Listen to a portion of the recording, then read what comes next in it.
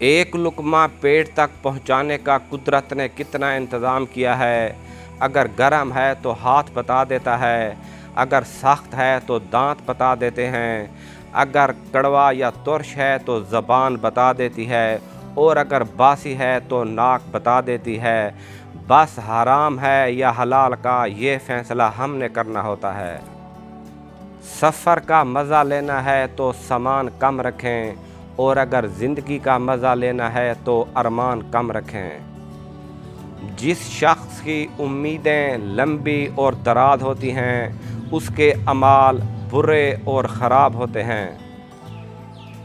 और जो कोई अपनी मौत का ख्याल रखता है, उसकी उम्मीदें छोटी हो जाती हैं, और जिसकी उम्मीदें छोटी हो जाती हैं, उसके अमाल दुरुस्त हो जाते हैं।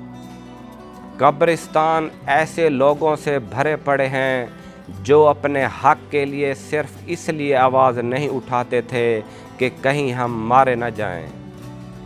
अंजाम का सोचना इंसान को इबरत दिलाता है, लग़ज़शों से बचाता है, और दूसरों के लिए हमदर्द रहना सिखाता है।